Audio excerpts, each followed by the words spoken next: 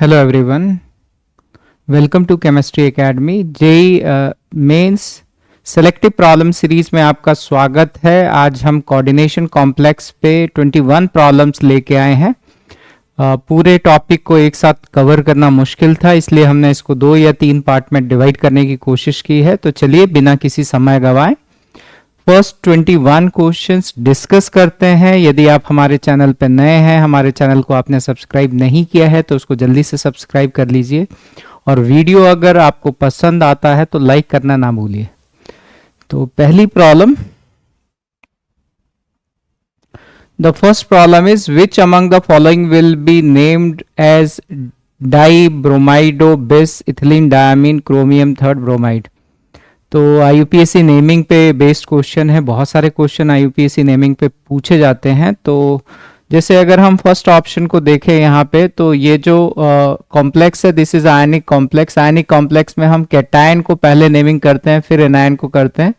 Cation अगर complex है तो पहले हम लीगेंड्स की नेमिंग करते हैं, फिर हम सेंट्रल एटम की नेमिंग करते हैं। लीगेंड्स अगर एक से ज्यादा हो तो पहले हम अल्फाबेटिकल ऑर्डर को फॉलो करते हैं। तो जैसे ये ब्रोमो है तो डाई ब्रोमाइडो होगा ये, या डाई ब्रोमो होगा। इथिलीन डायमीन, और क्रोमियम यहाँ पे +3 ऑक्सीडेशन स्टेट में है, so chromium third, and this is bromide ion. तो अगर हम पहले वाले की नेमिंग देखें तो फर्स्ट ऑप्शन में di bromido is matching, then bis नहीं है यहाँ पे, केवल एक ही इथिलीन डायमीन है, तो फर्स्ट ऑप्शन रॉन्ग हो गया। तो इसकी जो नेमिंग होनी चाहिए that is equal to di bromido ethylene diamine chromium third bromide.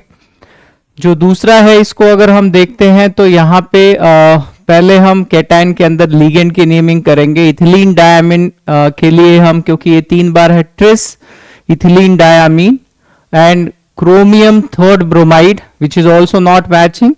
Third option की अगर हम बात करें तो यहाँ पे dibromido, then bis ethylene diamine chromium third bromide. This third option is going to match, ये ऑप्शन मैच कर रहा है।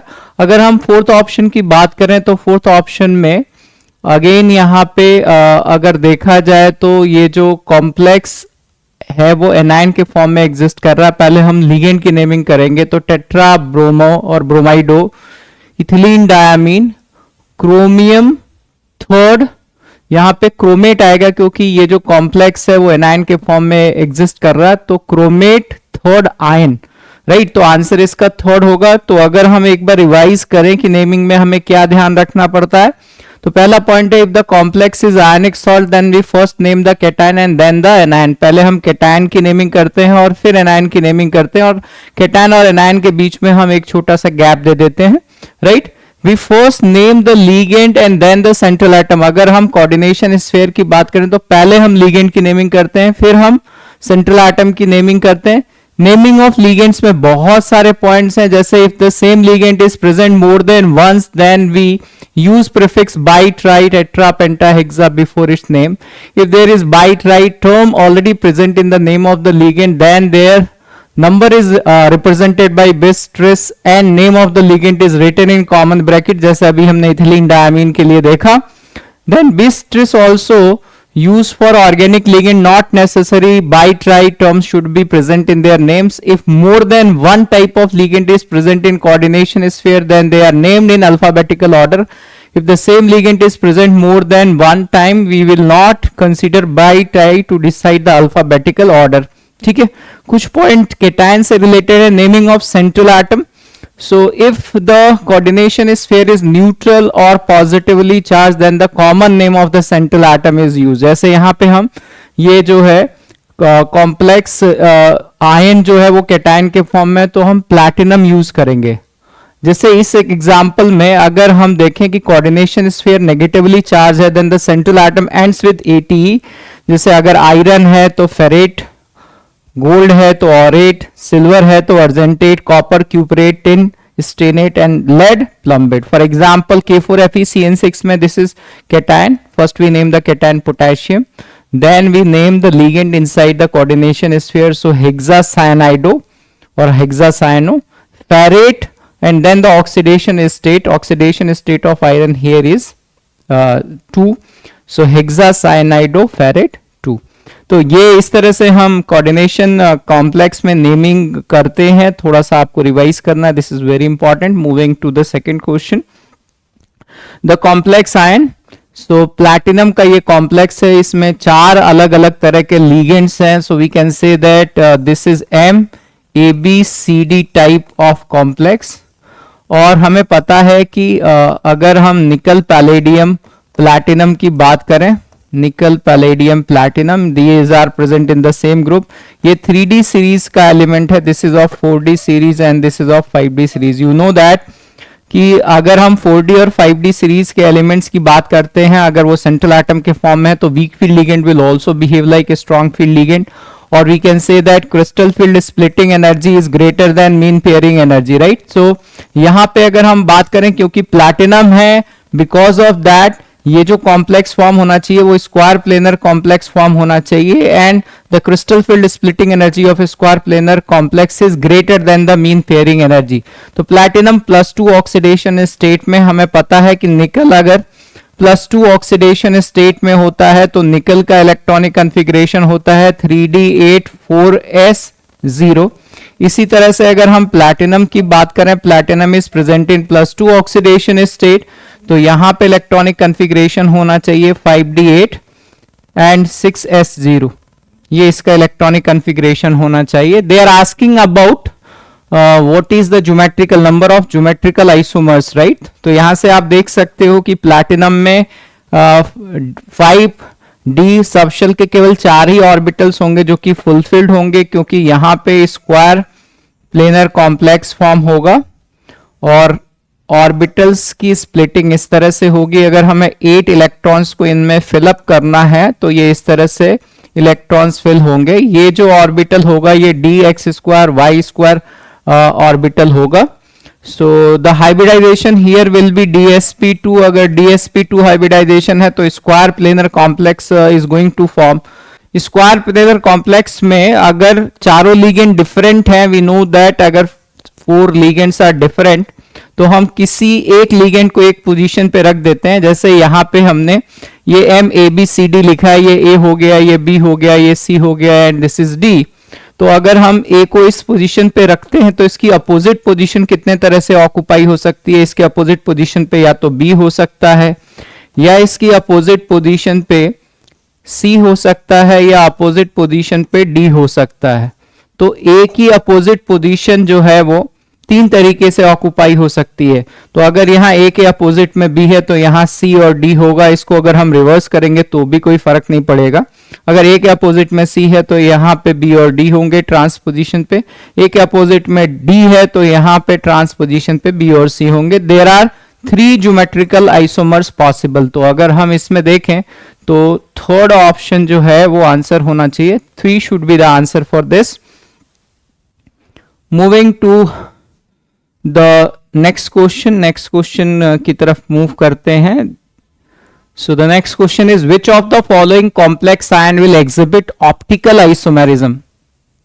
तो अभी यहाँ ऑप्टिकल आइसोमेरिज्म में एक एक करके हम डिस्कस करते हैं। पहला हमारा जो ऑप्शन है, इसको अगर हम सिंप्लीफाइड फॉर्म में लिखें तो यहाँ कोबाल्ट +3 ऑक्सीडेशन स्टेट में है। So this is bidentate ligand, जिसमें दोनों डोनर एटम सेम है। सिमेट्रिकल बाइडेंटेट लिगेंड है ये, इसको हम MAA 2 टाइम्स लिख सकते हैं। और ये मोनोडेंटेट लिगेंड है, इसको मैं इस तरह से लिख सकता हूं, राइट। तो अभी ये पहला कॉम्प्लेक्स इस फॉर्म में है, ऑक्ट्राहेड्रल कॉम्प्लेक्स है because this is a bidentate ligand. तो इसमें हम कितने ज्योमेट्रिकल आइसोमर्स बना सकते हैं। ये जो मोनोडेंटेट लिगेंड है इसको या तो मैं सिस पोजीशन पे रख सकता हूं या ट्रांस पोजीशन पे रख सकता हूं। अगर मैंने इस मोनोडेंटेट लिगेंड को सिस पोजीशन पे रखा तो there is only one way by which I can arrange these bidentate ligands, क्योंकि ये जो A है मोनोडेंटेट लिगेंड्स, इसकी अपोजिट पोजीशन को ऑक्युपाई करने का केवल एक ही तरीका है, right. There is no other way because all the 4 positions are occupied by this bidentate ligand, जिसमें दोनों डोनर एटम सेम है। या दूसरा ज्योमेट्रिकल आइसोमर्स हो सकते हैं जब A जो है वो ट्रांस पोजीशन पे प्रेजेंट हो। इन दिस केस जो 2 बाइडेंटेट लिगेंड्स हैं वो केवल एक ही तरह से फुलफिल कर सकते हैं इस स्क्वायर प्लेनर पोजीशन को। तो ये जो है वो सिस आइसोमर हो गया and this is trans isomer, cis and trans isomers हैं। इसमें अगर हम डिस्कस करें कि this will be optically active और नॉट, यहाँ आप आसानी से देख सकते हो कि ये जो पहला कॉम्प्लेक्स है ट्रांस वाला, this will be optically inactive because you can see that there is a plane of symmetry। ये मैंने प्लेन से कट किया, राइट? तो ये एक दूसरे के मिरर इमेज होंगे, so there is a plane of symmetry, POS है इसके अंदर। अगर हम इस कॉम्प्लेक्स की बात करते हैं तो इस कॉम्प्लेक्स में हमें कोई भी प्लेन ऑफ सिमेट्री दिखाई नहीं दे रही है, क्योंकि अगर मैं इस प्लेन से कट करता हूं तो यहाँ नीचे एक छतरी बनी हुई है जो कि ऊपर नहीं है, right? So if we cut this in different ways, अगर हम अलग अलग तरीके से इसमें इसको कट करते हैं उसके बाद भी there is no plane of symmetry, so ये जो कंपाउंड होना चाहिए that compound should be optically active, ये ऑप्टिकली एक्टिव होना चाहिए, right? This should be optically active. तो अगर हम ज्योमेट्रिकल आइसोमर्स की बात करें तो ज्योमेट्रिकल आइसोमर्स जो हैं इसमें दो होंगे, और अगर हम ऑप्टिकली एक्टिव आइसोमर्स की बात करें, क्योंकि ये ऑप्टिकली एक्टिव है, तो डेक्स्ट्रो एंड लीवो रोटेटरी इसके दो ऑप्टिकली एक्टिव आइसोमर्स होंगे। टोटल अगर हम बात करते हैं तो टोटल जो स्टीरियो आइसोमर्स होंगे that is equal to 3, stereoisomers is equal to 3, right? तो पहला ऑप्शन है, यहीं से आंसर आ जाएगा, लेकिन we have to discuss all the other options also, सारे ऑप्शंस हमें डिस्कस करना है, तो इसके हिसाब से फर्स्ट ऑप्शन सही होना चाहिए। दूसरे ऑप्शन की हम बात करते हैं, सेकेंड ऑप्शन में जो है वो जिंक है, जिंक +2 ऑक्सीडेशन स्टेट में है। तो जिंक का जो इलेक्ट्रॉनिक कॉन्फ़िगरेशन होगा that is 3d10 4s0, so here d orbital will not participate, coordination number 4 है तो sp3 हाइब्रिडाइजेशन होना चाहिए। Since it is sp3 hybridisation, tetrahedral geometry होनी चाहिए, तो ये सेंट्रल एटम हो गया और ये बाइडेंटेट सिमेट्रिकल लिगेंड्स हैं, राइट? तो अगर मैं इनको अरेंज करता हूं तो ये AA और ये AA, right? Bidentate symmetrical ligand. अगर मैं इस प्लेन से कट करता हूं, क्योंकि we already know that tetrahedral complex में ये जो दो प्लेन्स हैं they will bisect each other, so there will be a plane of symmetry if I bisect by this, right? And there is no geometrical isomers and there is no optical isomers, इसमें कोई geometrical और optical isomers नहीं होंगे। Third option को अगर हम discuss करें तो दिस इज MA4B2 टाइप, ये MA4B2 टाइप कॉम्प्लेक्स है, इसमें दो ज्योमेट्रिकल आइसोमर्स होंगे सिस एंड ट्रांस। अगर मैं इसको रिप्रेजेंट करूं यहाँ पे कि जो दो मोनोडेंटेट लिगेंड्स है B2, या तो वो सिस पोजीशन पे प्रेजेंट होंगे या ट्रांस पोजीशन पे प्रेजेंट होंगे, तो B2 को अगर मैं यहाँ सिस पोजीशन पे रखता हूं तो एक ही तरीका है, because all the 4 ligands are same. तो यहाँ पे अगर हम देखें कि there is plane of symmetry और नॉट, यहाँ पे हमें प्लेन ऑफ सिमेट्री दिखाई देगा। अगर मैं इस प्लेन से इसको, ये स्क्वायर प्लेन से इसको कट करूं तो ये मिरर इमेज होंगे, so there is a POS plane of symmetry, because of that this will be optically inactive. Cis form जो है ऑप्टिकली इनएक्टिव है। ट्रांसफॉर्म की बात करें, ट्रांसफॉर्म को रिप्रेजेंट करना बड़ा ही आसान होना चाहिए। B जो है वो ट्रांस पोजीशन पे है, तो एक ही तरीके से हम रिमेनिंग 4 पोजीशंस को ऑक्युपाई कर सकते हैं। चारों मोनोडेंटेट लिगेंड सेम है। यहां भी हमें प्लेन ऑफ सिमेट्री दिखाई दे रही है, there is a plane of symmetry in this, क्योंकि अगर हम बहुत सारे प्लेन ऑफ सिमेट्री हो सकते हैं, उसमें से एक प्लेन में यहाँ पे कट कर रहा हूँ, इस स्क्वायर प्लेन से अगर हम कट करेंगे तो there is a plane of symmetry, so this substance will be optically active. तो इस कंपाउंड का जो ज्योमेट्रिकल आइसोमर्स है both cis and trans are optically inactive. जो फोर्थ कॉम्प्लेक्स है, for the fourth complex if we try to write chromium is present in +3 oxidation state, chromium जो है वो +3 oxidation state में है। chromium का इलेक्ट्रॉनिक कॉन्फ़िगरेशन होता है 3d5 4s1, 4s से एक इलेक्ट्रॉन, 3d से 2 electron, so this will B 3d3, right? तो इसमें जो एक d ऑर्बिटल होगा वो वैकेंट होगा, तो इसका जो हाइब्रिडाइजेशन होना चाहिए दैट शुड बी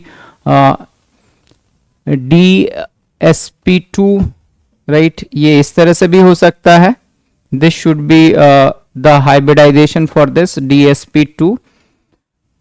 और whatever the hybridisation will be there, ये अगर स्क्वायर प्लेनर कॉम्प्लेक्स होगा तो ये MA2B2 टाइप होगा, जिसमें सिस और ट्रांस दोनों तरह के आइसोमर्स होंगे, but they are optically inactive, right. तो यहाँ पे इसमें भी, इस कॉम्प्लेक्स में भी प्लेन ऑफ सिमेट्री होगी, there will be plane of symmetry. अगर ये स्क्वायर प्लेनर होगा तो there will be a plane of symmetry, right, क्योंकि आप यहाँ से सो ट्रांसफॉर्म करेंगे और इसमें कोई ऑप्टिकली एक्टिव नहीं होगा। वी कैन राइट हियर कि ए जो है वो सिस पोजीशन पे है तो बी जो है वो सिस पोजीशन पे होगा, या ए ट्रांस पोजीशन पे है तो बी भी ट्रांस पोजीशन पे होगा, B will be present in trans position, right. And अगर मैं इस प्लेन से कट करूंगा तो there is plane of symmetry in both, दोनों में ही प्लेन ऑफ सिमेट्री मुझे दिखाई दे रही है, there is a plane of symmetry in both and because of that this is optically inactive.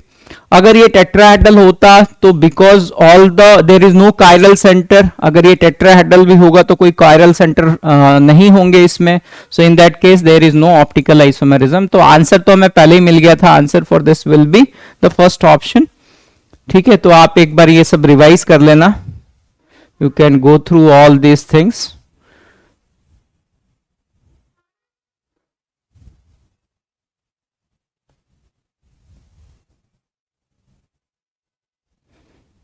Moving to the next problem. Next problem is which of the following complex species is not expected to exhibit optical isomerism? तो optical isomerism पे आप देख सकते हो बहुत सारे सवाल पूछे जा रहे हैं। तो ये जो पहला कॉम्प्लेक्स है, this is optically active because this is MAA thrice.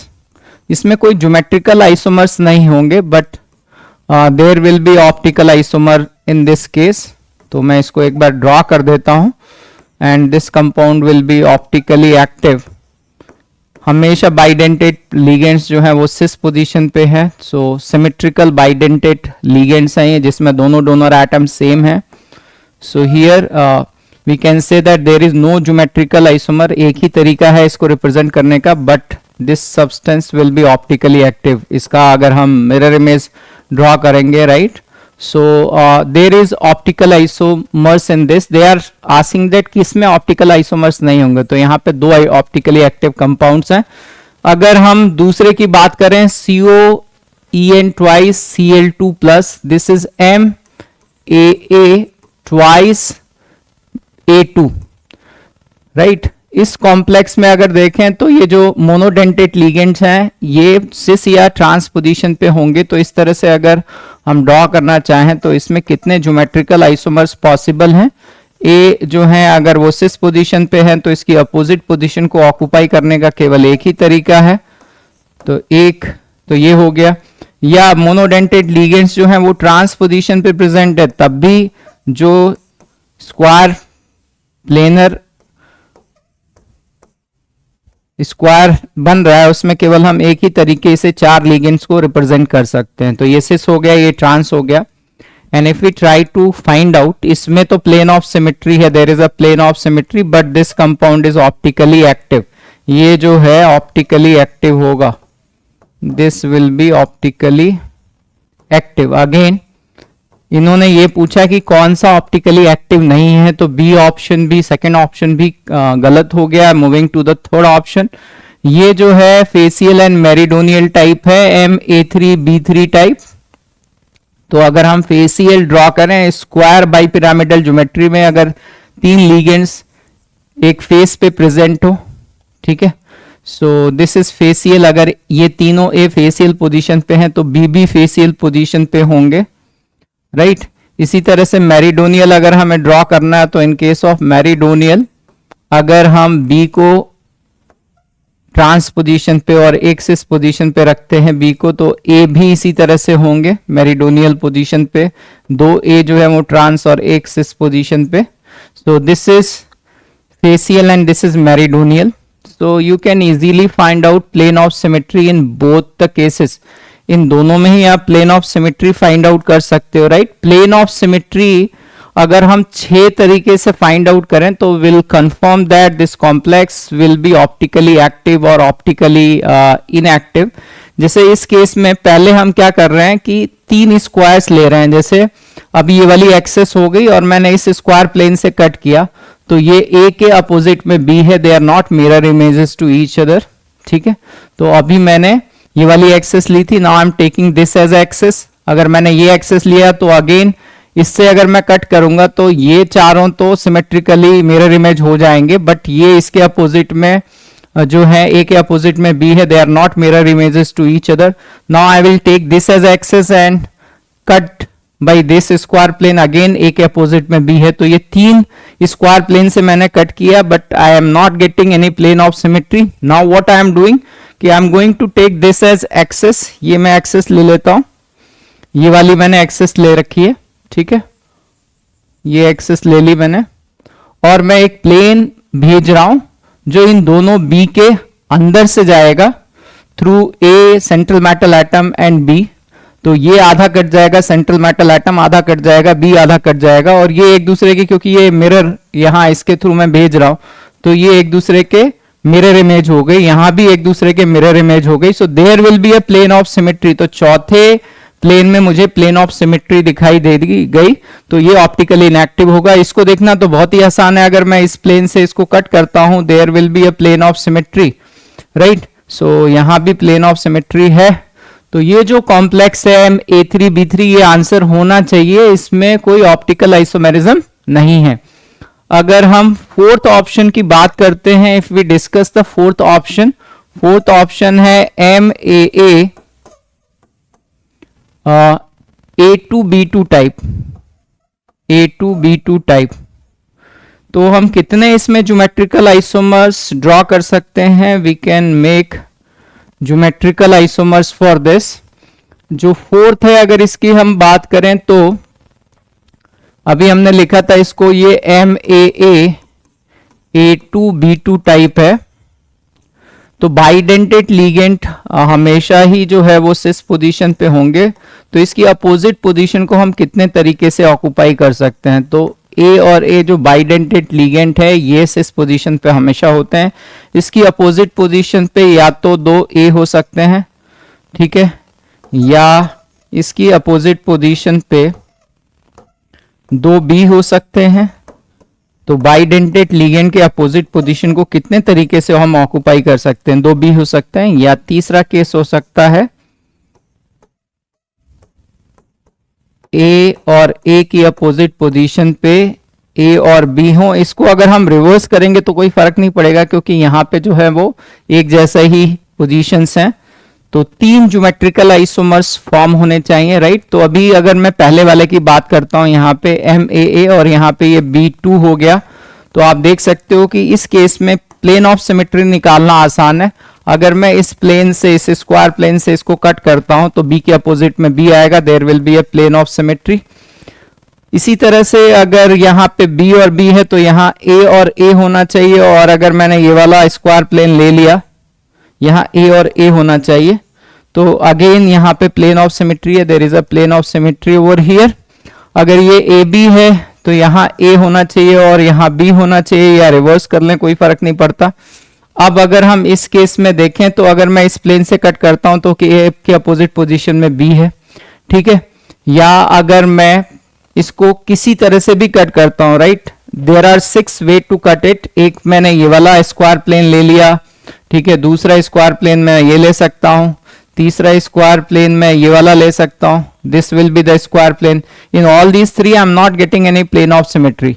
फिर मैं क्या करूंगा कि इस एक्सेस को लूंगा और इस मिरर इमेज, तो यहां तो मिरर इमेज है बट यहां नहीं है। इसी तरह से मैं इस वाली एक्सेस को लूंगा, राइट, तो यहां पे तो मिरर इमेज है बट यहां नहीं होगा, so there is no plane of symmetry, so this should be optically active. ये जो इसका तीसरा आइसोमर है ये ऑप्टिकली एक्टिव होना चाहिए, एंड बिकॉज ऑफ दैट ये फोर्थ ऑप्शन भी रॉन्ग है ना। तो हमें पता चल गया कि इस केस में there is no optical isomerism, बाकी सारे केसेस में जो है वो ऑप्टिकल आइसोमेरिज्म होंगे। So answer for this question will be 3। Moving to the next question, the type of isomerism which exists between PdC6H5 whole twice SCN twice and PdC6H5 twice NCS twice is। तो पहले तो आप ये देखो कि ये जो लिगेंड्स है ये एम्बिडेंटेड लिगेंड्स है, ठीक है, ये न्यूट्रल कॉम्प्लेक्स है। सॉल्वेट आइसोमेरिज्म जो है वो आयनिक कॉम्प्लेक्स में होता है, आयनाइजेशन आइसोमेरिज्म भी आयनिक कॉम्प्लेक्स में होता है। तो ये दो ऑप्शन तो खत्म हो गए क्योंकि ये न्यूट्रल कॉम्प्लेक्स है। कोऑर्डिनेशन आइसोमेरिज्म भी जो है वो तब होता है जब कॉम्प्लेक्स कैटायन और कॉम्प्लेक्स एनायन हो। तो बड़ा सिंपल सा क्वेश्चन है, इसमें लिंकेज आइसोमेरिज्म होगी। इससे रिलेटेड जो पॉइंट्स हैं एक बार हमें रिवाइज कर लेना चाहिए। अगर हम आइसोमेरिज्म की बात करते हैं तो हम इसको 3 पार्ट्स में डिवाइड कर सकते हैं, structural isomerism, geometrical and optical. सबसे पहले स्ट्रक्चरल की हम बात करें तो आयनाइजेशन आइसोमेरिज्म, हाइड्रेट और solvate isomerism, linkage isomerism, coordination isomerism, coordination position isomerism and ligand isomerism. तो अगर हम एक एक करके बात करते हैं इसमें, जैसे सबसे पहले आयनाइजेशन आइसोमेरिज्म है। तो आयनाइजेशन आइसोमेरिज्म में क्या है, this isomers have same molar mass and are produced when the ligand in the coordination sphere and the anion outside the coordination sphere are exchanged with each other. The ligand which is exchanged must be an anion. तो सबसे पहले तो आयनिक complex होना चाहिए जो कि इसमें नहीं है। हाइड्रेट और solvate isomerism, this type of isomerism is similar to ionizational isomerism. Hydrate isomerism are obtained when the water molecule acting as a ligand is replaced by an anion present outside the coordination sphere. Again this will be there in the complexes having ionic form, right? मतलब complex cation हो और anion जो हो वो क्या होना चाहिए, simple होना चाहिए। सो आयनिक कॉम्प्लेक्स होना चाहिए, तब जाके हम हाइड्रेट या सॉल्वेट आइसोमेरिज्म की बात कर सकते हैं। इसी तरह से आप बाकी इनको रिवाइज कर लो आप, ठीक है। Coordination isomerism, this type of isomerism is shown by those complex compound which are composed of complex cation and complex anion. They are obtained when some or all the ligands of both the coordination sphere are interchanged with each other. Linkage isomerism already you know ambidentate ligands के case में होता है। Ligand isomerism में क्या होता है कि जो लिगेंड होता है वही आइसोमेरिज्म शो करता है। So these are the things related. Now the next question is which of the following is diamagnetic. So this is very important. Cobalt से रिलेटेड काफी क्वेश्चंस पूछे जाते हैं। यहाँ कोबाल्ट जो है वो +3 ऑक्सीडेशन स्टेट में है। कोबाल्ट का अगर हम इलेक्ट्रॉनिक कॉन्फ़िगरेशन लिखें तो that is equal to, atomic number 27 है, 3d7 4s2। अगर कोबाल्ट +3 ऑक्सीडेशन स्टेट में है तो इसका इलेक्ट्रॉनिक कॉन्फ़िगरेशन होना चाहिए 3d6 4s0। कोबाल्ट अगर +3 ऑक्सीडेशन स्टेट में है तो up to F minus delta not should be less than mean pairing energy. तो यहां पे जो है ऑक्टाहेड्रल कॉम्प्लेक्स फॉर्म कर रहा है और डेल्टा नॉट की वैल्यू मीन पेयरिंग एनर्जी से कम है। तो पहले हम सब में एक एक इलेक्ट्रॉन फिल करेंगे and then pairing is going to take place. ये इस तरह से होना चाहिए और इस हिसाब से ये जो सब्सटेंस होना चाहिए दैट शुड बी पैरामैग्नेटिक। तो पहला ऑप्शन नहीं होगा, ये पैरामैग्नेटिक है।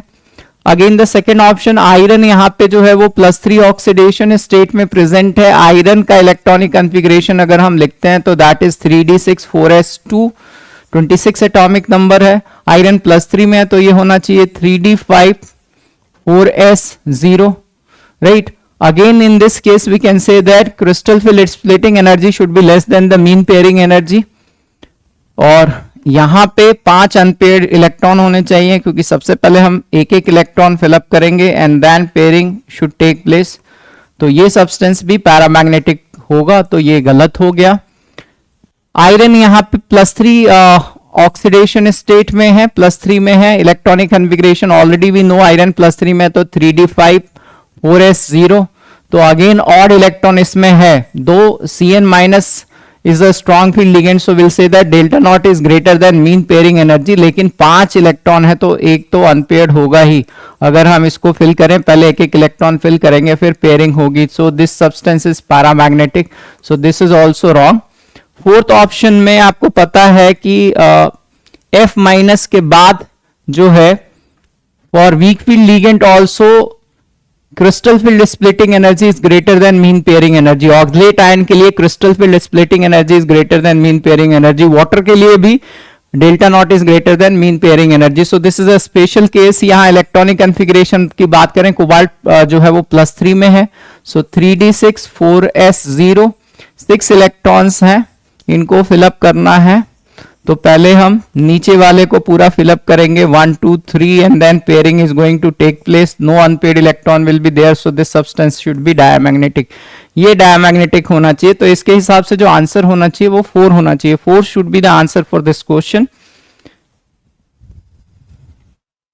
The next question is the magnetic moment of a complex ion। यहाँ पे लिखा है कि क्रोमियम जो है वो +1 ऑक्सीडेशन स्टेट में है। ये तभी पॉसिबल है जब ये NO के फॉर्म में एग्जिस्ट कर रहा है। NO is paramagnetic but NO+ is diamagnetic, तो ये लिगेंड जो है वो डायमैग्नेटिक हो गया। ये सब डायमैग्नेटिक है। क्रोमियम +1 ऑक्सीडेशन स्टेट में है। क्रोमियम का इलेक्ट्रॉनिक कॉन्फ़िगरेशन हमें पता है, that is equal to 3d5 4s1।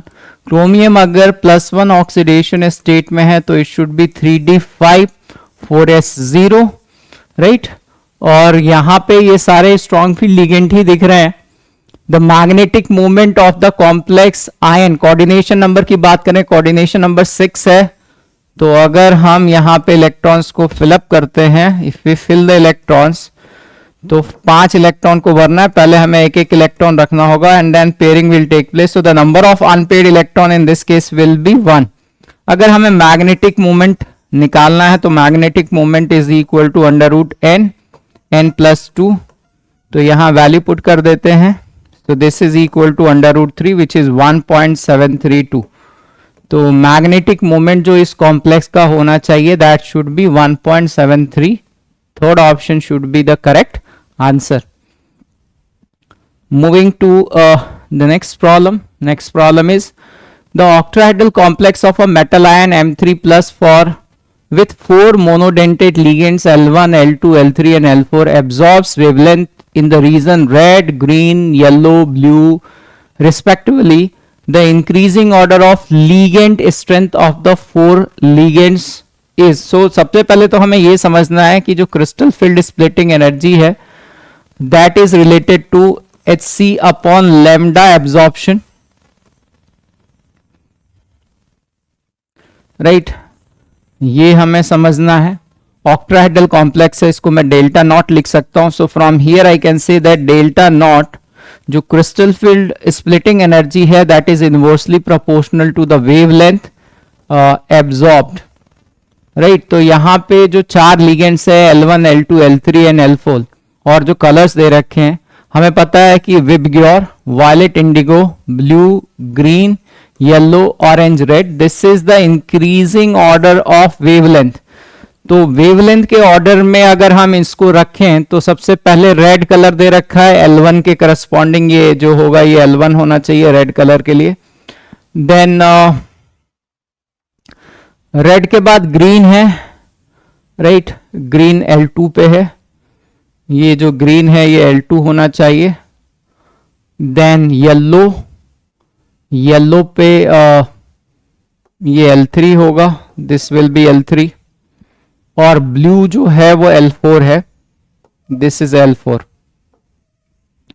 So we know that कि सबसे ज्यादा जो वेवलेंथ होगी वो रेड कलर की होगी। तो अगर वेवलेंथ ज्यादा होगी, if the wavelength will be more than crystal field splitting energy will be less, right. तो अभी अगर हम यहां से देखें तो जो सबसे कम जो क्रिस्टल फील्ड स्प्लिटिंग एनर्जी होगी वो L1 के करस्पॉन्डिंग होगी, देन L3 के करस्पॉन्डिंग होगी, देन L2 के करस्पॉन्डिंग होगी और सबसे ज्यादा जो है वो L4 के करस्पॉन्डिंग होगी। This is the order of crystal field splitting energy. तो लिगेंड की जो स्ट्रेंथ है हम क्रिस्टल फील्ड स्प्लिटिंग एनर्जी के टर्म्स में समझा सकते हैं। The increasing order of ligand strength, higher the ligand strength more will be the crystal field splitting energy. तो इस हिसाब से अगर देखा जाए तो फोर्थ ऑप्शन जो है वो मैच कर रहा है, fourth option is matching. So here it is a very good question, right? So we know that crystal field splitting energy is inversely proportional to 1 upon lambda absorption. So इस पे बहुत ही question पूछे जा रहे हैं आजकल। This is a very nice question. The equation which is balanced and represent the correct products is, तो इसमें बहुत सारे टॉपिक्स की नॉलेज हमें होना जरूरी है। It is not directly related to only coordination complex, कई जगह सॉल्ट एनालिसिस या हार्डनेस ऑफ वाटर से रिलेटेड थिंग्स हैं। तो पहले ऑप्शन की अगर हम बात करें, इसमें हम क्या करें कि कई बार हमें एग्जैक्ट आंसर नहीं आता, हम एलिमिनेशन से आंसर फाइंड आउट करते हैं, राइट। तो पहला जो ऑप्शन है वो गलत इसलिए है क्योंकि इस ऑप्शन में अगर आप देखो तो चार्ज बैलेंस नहीं है। अगर यहाँ पे पॉजिटिव चार्ज है, ये 4 नेगेटिव है, तो इस पे 2 नेगेटिव चार्ज होना चाहिए, सो this is not balanced, so the first option is wrong. But अगर हम इसके लॉजिक की बात करते हैं तो कैल्शियम 2+ आयन और मैग्नीशियम 2+ आयन का अगर हमें डिटर्मिनेशन करना, हार्डनेस डिटरमाइन करना कि कितना प्रेजेंट है, तो हम थोड़ा हाई पीएच पे इसकी रिएक्शन कराते हैं। So at high pH this EDTA 4- will be there in aqueous state, और ये हेक्साडेंटेट लिगेंड है, तो दिस विल फॉर्म CaEDTA, और इस पूरे कॉम्प्लेक्स आयन पे जो है वो 2 नेगेटिव चार्ज आ जाएगा, there is 2 negative charge on this complex ion. और यहाँ पे जो कैल्शियम 2+ है, basically this calcium 2+ is CaH2O 6 times 2+, ये इस फॉर्म में प्रेजेंट है, दीज 2 आर इक्विवेलेंट, तो यहाँ पे जो है वो 6 वाटर मॉलिक्यूल जो है वो बाहर निकल जाएगा, 6 water molecule will come outside. तो ये हार्डनेस ऑफ वाटर को डिटरमाइन करने का तरीका है, right, but again by charge balancing also we can find out this is wrong. जो सेकेंड है, this is salt analysis, copper 2+ ion के लिए बहुत ही इंपॉर्टेंट रिएक्शन है। तो कॉपर सल्फेट है या कॉपर 2+ आयन एक्वस मीडियम में है, अगर हम इसकी पोटेशियम साइनाइड से रिएक्शन कराते हैं तो there is a formation of insoluble compound, so that insoluble compound will be CuCN twice, ये precipitate yellow colour precipitate form होता है, this is yellow colour precipitate, so yellow PPT is going to form and there is a formation of K2SO4, K2SO4 should be formed in aqueous state, but ये जो insoluble precipitate है this is unstable, so this is going to convert into CuCN, copper +2 से copper +1 में है, again this is a white precipitate, ये white PPT है, so white precipitate is going to form along with removal of cyanogen gas which is a poisonous gas, तो ये balance reaction है। और अगर KCN is present in excess amount, जो white precipitate है CuCN का जो white precipitate है that is going to dissolve in excess of potassium cyanide solution to form this very stable complex K3 CuCN4।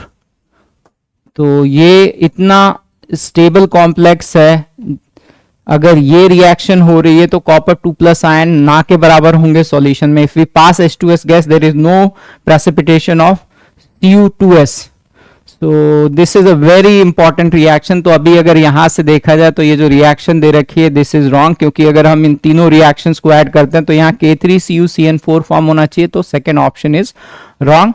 Third option की अगर हम बात करें तो it is a basic oxide, ये स्ट्रॉन्ग बेस है, KCl is a salt of strong base and strong acid, तो अगर ये सॉल्ट होता वीक बेस का तो strong base will displace weak base. एक तरीका ये है कि ये reaction is not going to happen, या हम ये कह सकते हैं कि जो ऑक्साइड्स हैं Li2O और K2O, Li2O की जो सॉल्युबिलिटी है वो बाकी ऑक्साइड्स से बहुत कम है, so this is also the reason that this reaction is not going to take place. तो ये एलिमिनेशन हो गया, so from there we can say that this option is correct. So very nice question framed from many topics and the answer for this will be 4 इसका answer होना चाहिए। Moving to the next question, the correct statement about the magnetic properties of FeCN6 - and FeF6 is, तो paramagnetism पे based question है ये। Iron जो है वो +3 ऑक्सीडेशन स्टेट में प्रेजेंट है, आयरन का इलेक्ट्रॉनिक कॉन्फ़िगरेशन है 3d6 4s2। अगर आयरन +3 ऑक्सीडेशन स्टेट में है तो इलेक्ट्रॉनिक कॉन्फ़िगरेशन होना चाहिए 3d5 4s0, तो 5 electron and there are 5 electrons, odd number of electrons है तो सब्सटेंस जो है पैरामैग्नेटिक ही होगा, चाहे वो वीक फील्ड लिगेंड हो या स्ट्रॉन्ग फील्ड लिगेंड हो। जैसे इस केस में FeCN6 के केस में हम ये कह सकते हैं कि डेल्टा नॉट की वैल्यू जो है वो मीन पेयरिंग एनर्जी से ज्यादा होगी। 5 इलेक्ट्रॉन है, अगर हम इनको रिप्रेजेंट करें तो पहले हम T2G में एक एक इलेक्ट्रॉन फिलअप करेंगे and then pairing will take place, तो एक अनपेयर्ड इलेक्ट्रॉन रह जाएगा। अगर हम Fe(F6) 3- की बात करें तो यहाँ delta not should be less than mean pairing energy. इस केस में हम पहले एक एक इलेक्ट्रॉन फिलअप करेंगे, राइट। तो दोनों ही केसेस में the number of unpaired electron will be there, तो सब्सटेंस यहाँ भी पैरामैग्नेटिक होगा और यहाँ भी पैरामैग्नेटिक होगा। In both cases the substance will be paramagnetic. तो पहले ऑप्शन की बात करते हैं कि ये पैरामैग्नेटिक है और ये डायमैग्नेटिक है। This is wrong. Both are diamagnetic, this is also wrong. FeCN6 3- is diamagnetic but this is paramagnetic, this is wrong. So the fourth option is correct, both are paramagnetic. odd electrons हैं तो substance paramagnetic ही होगा। An octahedral complex of cobalt +3 is diamagnetic. The hybridization involved in the formation of the complex is okay. तो octahedral complex है, coordination number 6 है। Cobalt का electronic configuration होता है 3d7 4s2। Cobalt अगर +3 ऑक्सीडेशन स्टेट में है तो इलेक्ट्रॉनिक कन्फिगरेशन होगा 3d6 4s0। 6 इलेक्ट्रॉन्स हैं और कहा जा रहा है डायमैग्नेटिक। ऑक्टाहेड्रल कॉम्प्लेक्स है, 6 इलेक्ट्रॉन्स है, डायमैग्नेटिक है। इसका मतलब ये हो गया कि जो 6 इलेक्ट्रॉन्स हैं वो इस तरह से प्रेजेंट होंगे तभी ये डायमैग्नेटिक होगा। मतलब delta not should be greater than mean pairing energy. मतलब ये अंदर वाले डी ऑर्बिटल्स जो हैं वो खाली हैं। तो अगर हम हाइब्रिडाइजेशन की बात करें तो हाइब्रिडाइजेशन इसका जो होना चाहिए that is D2sp3 inner orbital complex होगा। This is inner orbital octahedral complex. तो पहला ऑप्शन जो है वो सही है, first option should be the answer. Moving to the next problem. Which of the following name formula combination is not correct? पहले वाले की बात करें, आयनिक है तो पहले केटायन की नेमिंग करेंगे पोटेशियम, देन लीगेंड की नेमिंग करेंगे। सो डायमीन, टेट्रा, क्लोरो और chlorido whatever they have mention. So tetra chloro. Anion जो है कॉम्प्लेक्स है, so chromate. The name of the central atom will end with AT. coordination number इसका 6 है, oxidation state जो है वो +3 है। तो पहला ऑप्शन तो सही है, this is correct, true only, right, whatever the name is given. Not correct they are asking. इसकी अगर हम बात करें तो पहले लीगेंड की नेमिंग होनी चाहिए, टेट्रामीन, एक्वा, कोबाल्ट। अच्छा ये आयोडाइडो भी है, सो टेट्रामीन, एक्वा, आयोडाइडो और iodo. Cobalt third, yes that is correct. Sulphate, this seems to be true. पहले हमने कैटायन की नेमिंग करी, कैटायन कॉम्प्लेक्स है तो पहले लीगेंड, लीगेंड में भी अल्फाबेटिकल ऑर्डर। सेंट्रल एटम का कॉमन नेम ही यूज करेंगे क्योंकि ये जो कैटायन है वो पॉजिटिवली चार्ज, मतलब ये जो कॉम्प्लेक्स है वो पॉजिटिवली चार्ज है। Moving to the third option, यहाँ पे अगर देखें तो मैग्नीज का जो ऑक्सीडेशन स्टेट है, मैग्नीज इज प्रेजेंट इन +3। यहाँ पे मैग्नीज मैग्नेट में यहाँ +2 दे रखा है, because of that this is false and this should be the answer for that. यहाँ इसकी अगर हम बात करते हैं पोटेशियम टेट्रासाइनो और साइनाइडो, प्लैटिनम, प्लैटिनेट लिखेंगे क्योंकि प्लैटिनम यहाँ पे +2 ऑक्सीडेशन स्टेट में और कॉम्प्लेक्स एनायन पे, कॉम्प्लेक्स जो है वो एनायन है, नेगेटिव चार्ज है, तो name will end with AT। तो ये सही है, ये ट्रू है। So the only answer which is correct will be, not correct answer will be 3, right. So moving to the next problem. Next problem discuss करते हैं। Consider the coordination compound CONS3 6 times Cl3 in the formation of this complex, the species which act as a Lewis acid. तो हमें पता है कि अगर कोई complex ion form होता है तो सेंट्रल एटम और लीगेंड जो है वो कंबाइन होते हैं। सो CO3 plus 6 times of NH3 in aqueous state will form this complex ion CONH3 6 times 3+। तो ये जो कॉम्प्लेक्स फॉर्म हो रहा है यहाँ पे जो सेंट्रल एटम है it is acting like a Lewis acid, this ligand is acting like a Lewis base, right. तो इसमें ये पूछा जा रहा है कि कौन लुईस एसिड है, cobalt +3 will act like Lewis acid. Among the following the species, the one which causes the highest crystal field splitting energy delta naught as a ligand is। तो स्पेक्ट्रोकेमिकल सीरीज में अगर हम general बात करें तो पहले halogens हैं, halogen family वाले लीगेंड्स हैं, देन हेलोजन फैमिली वाले लिगेंड्स के बाद जो है वो ऑक्सीजन फैमिली वाले लिगेंड्स हैं, देन नाइट्रोजन फैमिली वाले लिगेंड्स हैं और कार्बन फैमिली वाले लिगेंड्स हैं। बट यहाँ पे क्वेश्चन केवल इससे खत्म नहीं होगा, right. We should know exactly कि जो कार्बन फैमिली वाले लिगेंड्स है CN माइनस और CO, इसमें से स्ट्रॉन्ग फील्ड लिगेंड कौन है। तो स्पेक्ट्रोकेमिकल सीरीज में CO is a strong field ligand than CN minus. तो डायरेक्ट ये एनसीईआरटी से क्वेश्चन था, आप चेक कर सकते हो spectrochemical series in given in NCERT, और आप इसको एक बार रिवाइज भी कर सकते हो, राइट। सबसे वीक लिगेंड जो है I minus then Br minus then SCN minus then Cl minus, sulphide ion, fluoride ion, OH minus, oxalate ion, water, NCS minus ion, EDTA4 minus ion, NH3, ethylene diamine, CN minus and CO minus. तो question is based on this कि इन दोनों में कौन सा strong field ligand है। So this series is experimental, right? You have to remember it, and based on the series there are questions which can be asked. तो आपको ये थोड़ा सा एक बार रिवाइज कर लेना चाहिए। Moving to the next question, which of the following complexes will most likely absorb visible light? अगर कोई visible light absorb करेगा तो उसका complementary color जो है वो release करेगा, मतलब the compound should be colored। तो पहले ऑप्शन की अगर हम बात करें स्कैंडियम, टाइटेनियम, टाइटेनियम का इलेक्ट्रॉनिक कॉन्फ़िगरेशन लिखें 3d2 4s2। टाइटेनियम यहाँ पे +4 ऑक्सीडेशन स्टेट में प्रेजेंट है। Titanium is present in +4 oxidation state, मतलब डी में कोई भी इलेक्ट्रॉन नहीं है, there is no dd transition. अगर कोई भी dd ट्रांजिशन नहीं होगा तो इसमें कलर जो है नहीं होना चाहिए, no dd transition possible in this case. Second option की अगर हम बात करते हैं वेनेडियम, स्कैंडियम, टाइटेनियम, वेनेडियम, तो इसका इलेक्ट्रॉनिक कॉन्फ़िगरेशन होना चाहिए 3d3 4s2, और वेनेडियम +3 ऑक्सीडेशन स्टेट में है तो 3d2 4s0। यहाँ पे dd ट्रांजिशन पॉसिबल है क्योंकि d में जो है वो इलेक्ट्रॉन्स एग्जिस्ट कर रहे हैं। अगर आप इनको फिलअप करो तो d में 2 इलेक्ट्रॉन्स हैं, so there is possibility of dd transition. Third option की अगर हम बात करते हैं तो जिंक +2 ऑक्सीडेशन स्टेट में है, जिंक का electronic configuration 3d10 4s2, 4s से 2 इलेक्ट्रॉन चले जाएंगे, so 3d10, all the d orbitals are fulfilled, right? So there is no dd transition। अगर d में कोई भी इलेक्ट्रॉन नहीं हो तो dd ट्रांजिशन नहीं होता, या d ऑर्बिटल में सारे अगर ऑर्बिटल्स फुलफिल्ड हैं then also there is no dd transition, इसमें भी dd ट्रांजिशन नहीं होगा।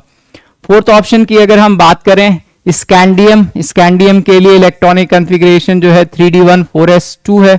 स्कैंडियम अगर +3 ऑक्सीडेशन स्टेट में है so 3d0 4s0, there is no dd transition possible. तो एक ही कॉम्प्लेक्स है जिसमें dd ट्रांजिशन पॉसिबल है, and that complex is VNH3 6 times 3+, तो यही आंसर होना चाहिए, राइट। सो कॉमन सेंस पे बेस्ड ये क्वेश्चन था। The next question is nickel combines with a uninegative monodentate ligand to form a diamagnetic complex NiL4 2-. The hybridization involved and the number of unpaired electrons present in the complex will be, right। तो diamagnetic है निकल, यहाँ देखो ये monodentate negatively charge ligand है तो निकल +2 में है। निकल अगर +2 में तो इलेक्ट्रॉनिक कॉन्फ़िगरेशन होगा 3d8 4s0।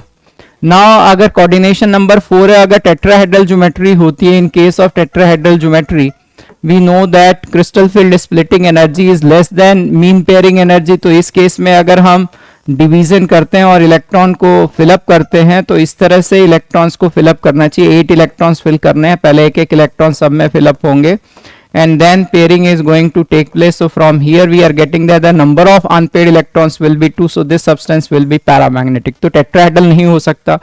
दूसरी पॉसिबिलिटी है कि ये स्क्वायर प्लेनर हो जाए। अगर स्क्वायर प्लेनर होगा तो crystal field splitting energy should be greater than mean pairing energy. इस स्क्वायर प्लेनर में इस तरह से ये स्प्लिटिंग होती है।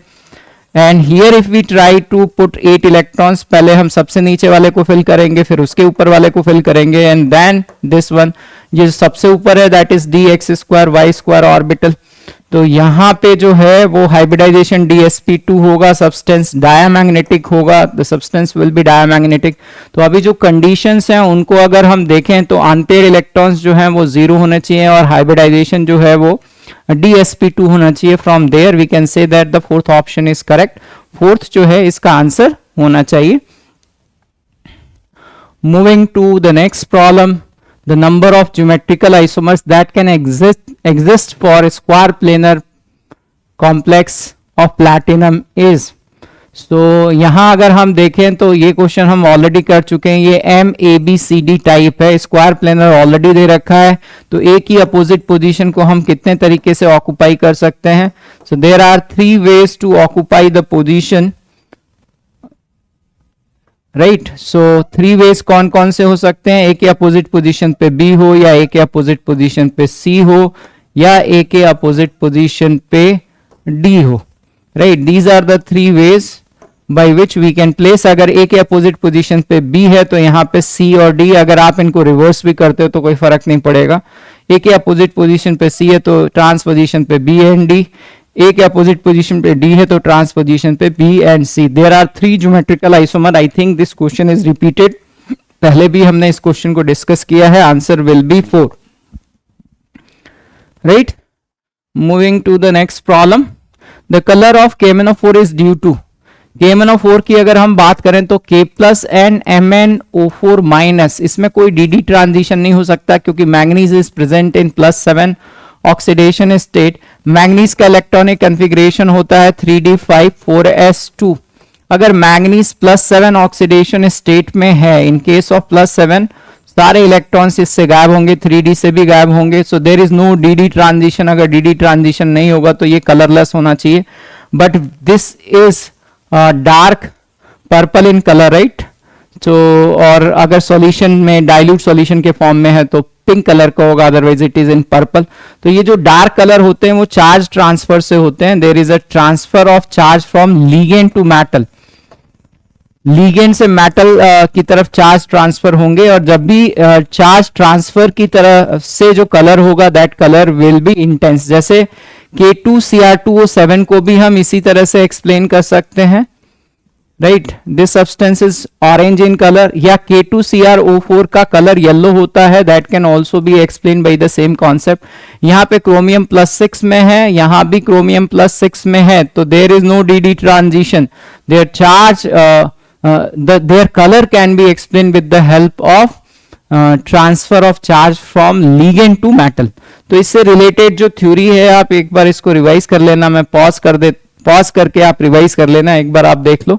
Colour due to charge transfer from ligand to metal, KMnO4 को डिस्कस किया है, KMnO4 से रिलेटेड बहुत सारे पॉइंट्स भी इसमें डिस्कस्ड हैं, so you can revise all these things. Moving to the next problem, which of the following complex ion has electrons that are symmetrically filled in both T2g and EG orbital. तो पहला सारे के सारे complexes octahedral complexes हैं। Cobalt की अगर हम बात करें तो यहाँ कोबाल्ट जो है वो +3 ऑक्सीडेशन स्टेट में है। F- के केस में एनसीईआरटी में मेंशन है delta not should be less than mean pairing energy. तो पहले हम एक एक इलेक्ट्रॉन फिल करेंगे and then pairing is going to take place. तो पहले इलेक्ट्रॉन हम T2g में एंड देन EG में, ये EG हो गया, ये T2g हो गया। इलेक्ट्रॉनिक कॉन्फ़िगरेशन कोबाल्ट +3 में 3d6 4s0, 6 इलेक्ट्रॉन्स हमें फिलअप करने हैं।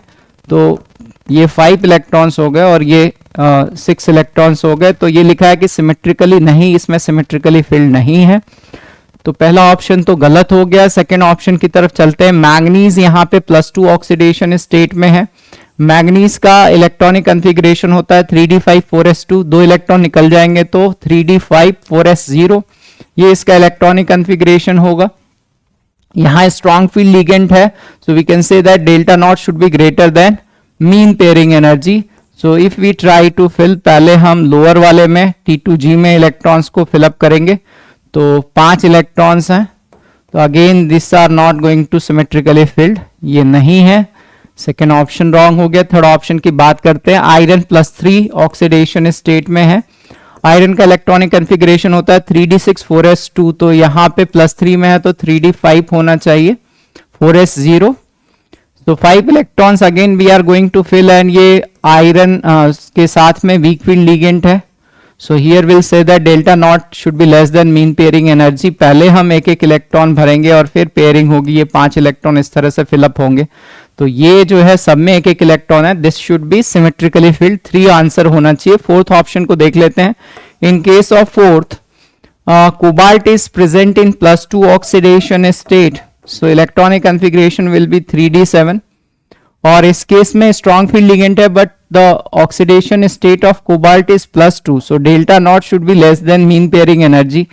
तो यहाँ अगर हम इलेक्ट्रॉन्स को फिल करते हैं, if we fill the electrons in this case, पहले हमें एक एक इलेक्ट्रॉन फिलअप करना चाहिए और फिर पेयरिंग होनी चाहिए। 7 इलेक्ट्रॉन्स हैं, तो ये भी अनसिमेट्रिकल है। सिमेट्रिकल केवल Fe F6 3 माइनस में है, सो answer for this will be 3।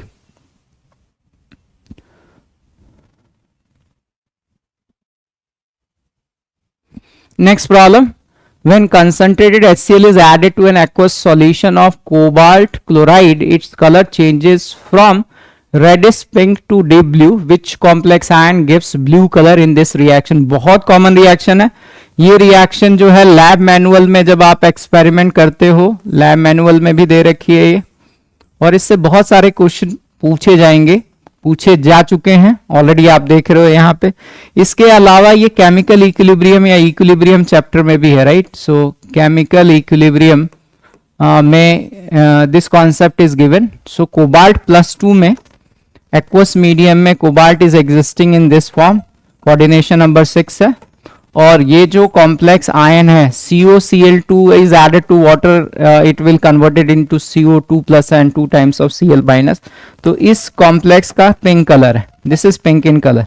Now when we are adding HCl is a strong acid, Cl- is now acting like a ligand and it will displace water molecule।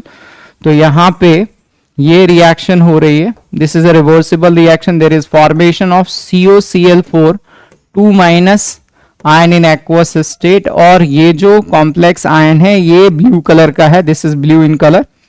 और ये displacement reaction हो रही है, there is displacement of 6 water molecule, ये balance reaction होगी। तो room temperature पे, at room temperature, जिन्होंने लैब में एक्सपेरिमेंट किया या लैब मैनुअल पढ़ा है उनको पता है कि रूम टेम्परेचर पे this complex is stable. So at room temperature it has blue in colour. ये रिएक्शन एंडोथर्मिक है, तो room temperature is enough temperature so that the equilibrium shifted in forward direction and it has blue in colour. जब हम इसके ऊपर ice pack रखते हैं, when we brought the temperature near to 0 degree Celsius, then this reaction will move in backward direction, क्योंकि endothermic reaction है, temperature बढ़ाओगे तो forward, temperature कम करोगे तो बैकवर्ड डायरेक्शन में। तो 0 डिग्री सेल्सियस पे जो है वो पिंक कलर डोमिनेट करता है, रूम टेम्परेचर पे ब्लू कलर डोमिनेट करता है। तो इससे रिलेटेड बहुत सारे क्वेश्चन पूछे जाते हैं। यहाँ पे पूछा गया है कि डीप ब्लू कलर किसकी वजह से है, the deep blue colour is because of this. कई बच्चे जो है वो इसको टिक करके आ जाएंगे, this is wrong, this is given in NCERT, so you should know about it. Okay, so the answer for this is 3। Moving to the next problem, ये NCERT से मैंने कॉपी किया है, आप इसको देख लेना एक बार, right. The correct statement in the isomerism associated with the following complex ions. ये 3 कॉम्प्लेक्स आयंस दे रखे हैं। पहला जो कॉम्प्लेक्स आयन है इसको अगर मैं सिंप्लीफाइड फॉर्म में लिखूं तो ये MA5B है। दूसरा जो कॉम्प्लेक्स है that can be written as MA4B2, और जो थर्ड कॉम्प्लेक्स है वो है MA3B3। तो इसमें आपसे पूछा जा रहा है कि कौन कौन से कॉम्प्लेक्सेस जो हैं वो ऑप्टिकल ज्योमेट्रिकल आइसोमेरिज्म शो करेंगे। इसकी अगर हम बात करते हैं तो there is no geometrical and optical isomerism, क्योंकि अब अगर मैं B को किसी भी पोजीशन पे रख दूं, ऑक्ट्राइडल कॉम्प्लेक्स में all the positions are equivalent, B को अगर मैं इस पोजीशन पे रख देता हूं तो जो रिमेनिंग पोजीशंस हैं वहां पे A ही होंगे। तो अगर मैं B को किसी भी पोजीशन पे ले जाऊं, रिमेनिंग B की कोई पोजीशन चेंज नहीं होगी, क्योंकि B को अगर यहाँ पे इसके ट्रांसपोजिशन पे A है और बाकी जो सिस पोजीशन है उस पे A है, अगर B को मैं यहाँ से यहाँ ले आया तो भी ट्रांसपोजिशन पे होगा और सिस पोजीशन पे A होगा। There is no geometrical and no optical isomers possible in this, no geometrical isomers, no optical isomers. Optical isomers के लिए कायरल सेंटर होना चाहिए, तो इसमें ज्योमेट्रिकल और ऑप्टिकल आइसोमर्स नहीं होंगे, राइट। तो जहां जहां भी ये ऑप्शन है वो तो आप गलत ही कर दो, यहाँ ये ऑप्शन है, यहाँ ये ऑप्शन है, राइट। नाउ MA4B2 में geometrical isomers are possible. B जो मोनोडेंटेट लिगेंड है या तो वो सिस पोजीशन पे रख देते हैं इनको, दो बी अगर सिस पोजीशन पे होंगे तो इनकी अपोजिट पोजीशन को ऑक्यूपाई करने का केवल एक ही तरीका है, तो ये हो गया सिस। या ट्रांस में क्या होगा कि बी जो है वो ट्रांस पोजीशन पे प्रेजेंट होंगे इस तरह से, तो बाकी जो पोजीशंस है वहां पे ए ऑक्यूपाई होंगे। दो ही पॉसिबिलिटी हैं इसमें। अगर हम ऑप्टिकल आइसोमर्स की अगर हम बात करते हैं कि इसमें ऑप्टिकल आइसोमर्स होंगे या नहीं होंगे, इट्स वेरी इजी। 6 तरीके हैं, लेकिन मैं यहाँ पे वही तरीका शो कर रहा हूँ। मैंने ये वाला प्लेन लिया है, यहाँ पे मुझे POS मिल गया, there is a plane of symmetry in this, क्योंकि ए के अपोजिट पोजीशन पे ए है। ये तो बहुत ही आसान है, यहाँ पे आपको तो साफ साफ दिख रहा होगा, इस वाले स्क्वायर में जो है वो POS हो गया, there is a plane of symmetry. तो दोनों ही जो है ऑप्टिकली इनएक्टिव है। फेसियल और मेरिडोनियल, सो अगर हम M को A को फेसियल पोजीशन पे रखेंगे तो B भी फेसियल पोजीशन पे होगा, ये A फेसियल पोजीशन पे है तो B भी फेसियल पोजीशन पे होंगे। या A को अगर मैं मेरिडोनियल पोजीशन पे रखता हूं, दो A ट्रांस पे और एक A सिस पोजीशन पे, तो B भी इसी तरह से ट्रांस पे और सिस पे होंगे। तो this is facial and this is meridional. और अभी हमें इसमें देखना है कि प्लेन ऑफ सिमेट्री है या नहीं है। फेसियल वाले को अगर हमें चेक करना है, it's very easy to find out. हमने एक प्लेन लिया जो इन दोनों के बीच में से और इन दोनों के बीच में से जा रहा है, राइट। एक प्लेन है जो इन दोनों के बीच में से जा रहा है, तो there is a plane of symmetry over here, right. और इसमें तो बहुत ही आसान है, इस प्लेन से अगर मैं कट करूंगा तो प्लेन ऑफ सिमेट्री है, there is a plane of symmetry over here, right. तो किसी में भी ये जो तीनों कॉम्प्लेक्स थे, किसी में भी ऑप्टिकली एक्टिव आइसोमर्स नहीं होंगे, केवल ज्योमेट्रिकल होंगे। और बी और सी में केवल ज्योमेट्रिकल है, यहां ऑप्टिकल भी लिखा है, इसलिए सेकंड ऑप्शन गलत हो गया, आंसर विल बी 4। तो मैं उम्मीद कर रहा हूं आपको कि ये कोऑर्डिनेशन कॉम्प्लेक्स का सिलेक्टिव लेक्चर जो है वो आपको पसंद आया होगा। अगर आप हमारे वीडियो पे अभी भी हैं तो उसको लाइक करते हुए जाइए, और अगर आपने हमारा चैनल सब्सक्राइब नहीं किया है तो उसको सब्सक्राइब करिए। So thank you very much. फिर मिलते हैं नए एपिसोड में नए क्वेश्चंस के साथ। Bye bye.